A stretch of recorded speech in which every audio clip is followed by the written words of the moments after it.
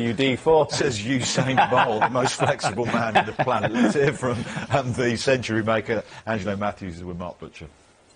Angelo, beautifully played. You must have thought, oh, here we go again with the score at 7 for 2.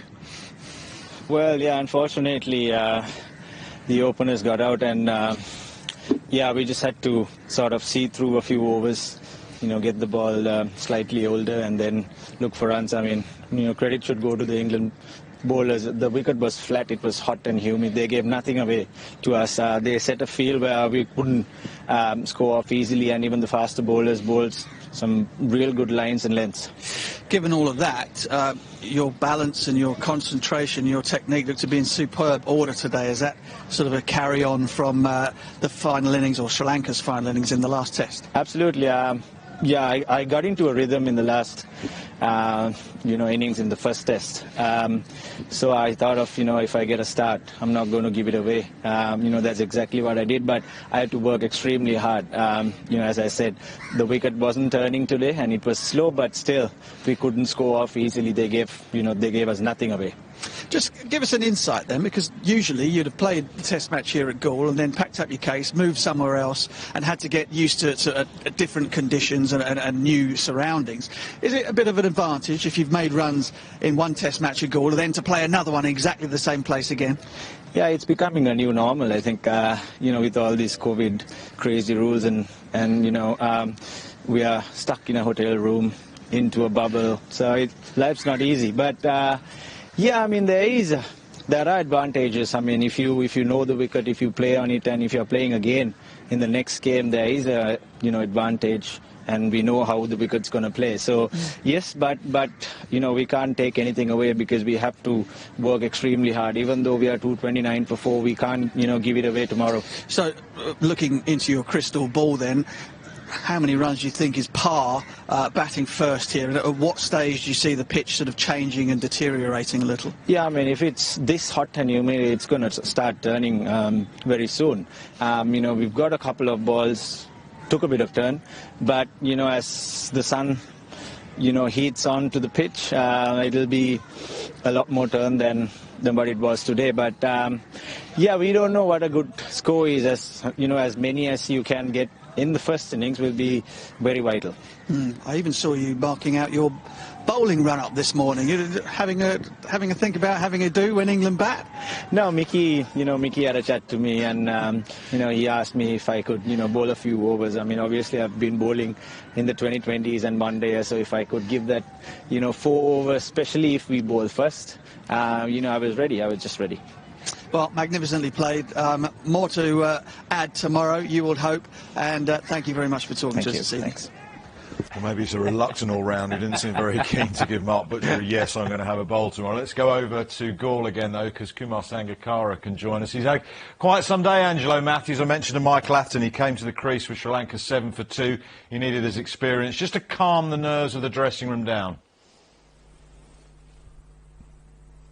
Yes, definitely. Ever since the day he made his debut in any format of the game, he's always come across as a cricketer who reads situations really well and can adapt to those situations in the way he plays, and he showed today again with 2 wickets down for not much, coming in, steadying the ship and really building and crafting a really well thought out hard ground 100, and I think that's a great example for the rest of the team. Chandimal kept up with him, and it was a brilliant 100, much needed.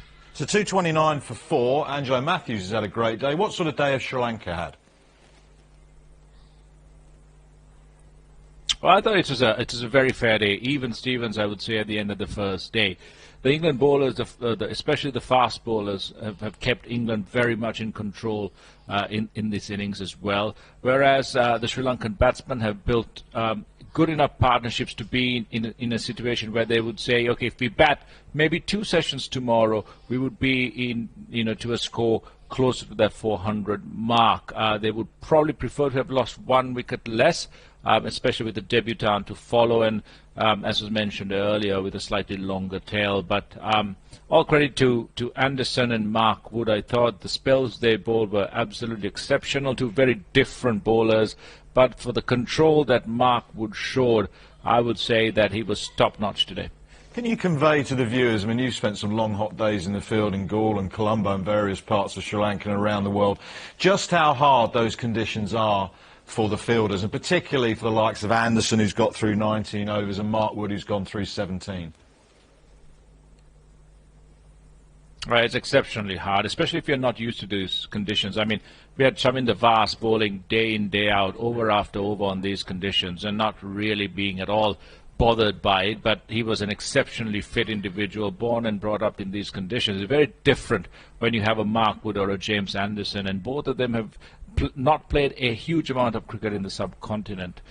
So it could be a really hard kind of attritional day in terms of physical exertion and then mental fatigue that comes along with it, especially when you have to bowl such hard spells to at least get a wicket, get a result. Not much bounce, not much pace. You need to think of variations. So, yeah, it was an exceptional performance. I think the figures really belie the excellence of the performance of these two fast bowlers, and two of the best players I think I have seen in the subcontinent in terms of not wickets especially, but more the control.